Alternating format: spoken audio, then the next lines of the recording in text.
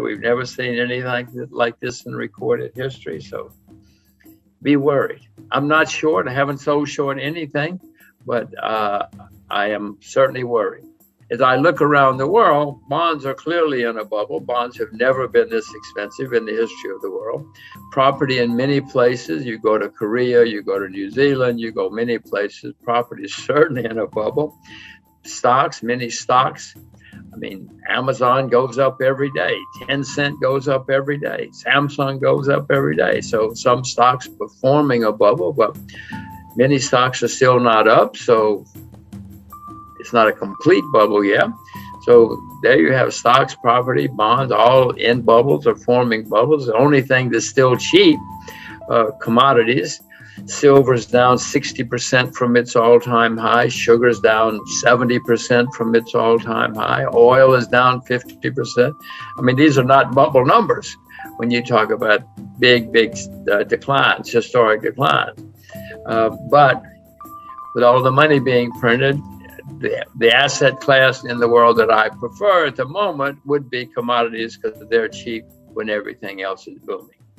I do own stocks. I do own stocks in places like China, Russia, Japan, other places. But I'm not rushing out to buy unless I find something really good. Well, I said, I'm not short. I know it's going to end badly. If something comes along that's good, I'll buy it. But Adam, I know this is going to end very, very, very badly. To repeat, the better it gets, the worse it's going to get when it comes to an end. I would suspect that when it ends, we're going to have the worst bear market in my lifetime. In 2008, we had a big bear market problem because of too much debt. Adam, since 2008, the debt everywhere skyrocketed, unbelievable. Even China has debt now. China didn't have debt 20 years ago, 15 years ago, but even China has a lot of debt now. Who's going to save us? The Chinese saved us in 2009 because they had a lot of money saved for a rainy day and they started spending it. They don't have a lot of money to spend now. Who's going to save us? North Korea? North Korea doesn't have much debt. That's why I say. But I don't think they have enough to save us because I don't think they have money saved for a rainy day like the Chinese do. Do you have greater confidence one way or the other if this is going to end in a debt crisis or runaway money printing or maybe both? How do you see it? Well, first of all, I have no confidence in them. You said they. The other people you were talking about have confidence that they are going to save us. I have no confidence in they, whoever they are. I will say, Adam, it's a good time to be old in America because I don't have to pay for all of this when it comes to an end. My children, oh my gosh, the problems my children are going to run into in their lifetimes because of what these clowns are doing now. So I say it's good to be old. But you're right. It's going to end someday, and it's going to end badly when it ends. You said either currency collapse or economic collapse. You can have both. You can have one, and then it leads to another. In the 30s, we had both, for instance, around the world, and then we had war, a shooting war, and that's the really bad news is.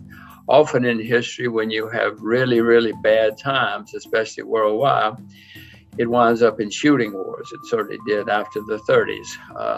So it's not good news. I don't see good news. I repeat that in 2008 and 9, we had horrible problems with too much debt. Since then, the debt has gone through the roof by unbelievable amounts. And I know that's going to end badly.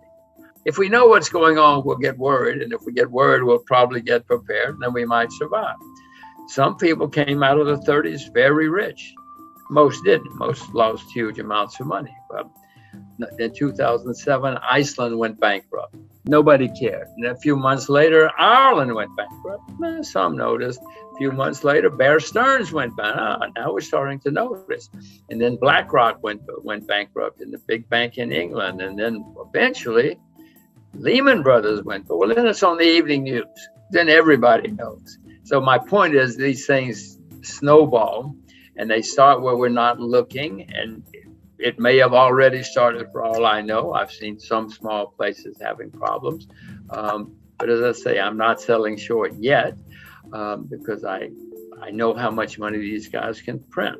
And what I would suspect is going to happen, Adam, is somewhere along the line, next month, stocks go down in lots of places. Well, then they're going to really panic because they want to keep their jobs. And so they're going to print even more money.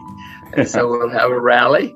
But I would suspect that would be the last rally because there's only so much. I mean, eventually the market says, wait a minute, guys. We've seen this movie before. We know how it ends. We don't care how much money you print. Do you worry at all about the societal implications about what's going on here? Absolutely. History is pretty clear that when you have bad times, there is usually social unrest. People aren't happy. And if we do, in fact, have the worst bear market of my lifetime, which I don't see how we can avoid, if and when that comes, there are going to be a lot of very, very unhappy and angry people. And one difference in now and the past is people really get angry now. They think that you can't do that to me. In the 30s, people were a little more disciplined, a little more understanding of what was going on in the world. They weren't happy. There were protests. There was some violence, not much violence in the U.S. anyway, since that's what we're talking about. But people were a bit more accepting of the system. No, Adam, look out the window. Nobody accepts anything now. You can't do that to me. It's your fault. It's not my fault. So no, we're certainly going to have social unrest, certainly in the U.S., but in other countries as well. You find out what's going on. If you do, you'll get worried, and then you'll get prepared. Because, Adam, it's very clear. This history shows that when things go really wrong, what history shows, first of all, politicians blame foreigners. They always blame the foreigners because that's easy to do. But then it also leads to unhappy people and social unrest. I mean, I guess the main lesson of history, Adam, is people don't learn the lessons of history. I mean, I could sit here and tell you all day. We had a president recently who either didn't know history or thought he was smarter than history, and it didn't matter. Well, I know history smarter than I am, and I know it matters. And I know it always goes that way, that people get very unhappy and they look for scapegoats, and then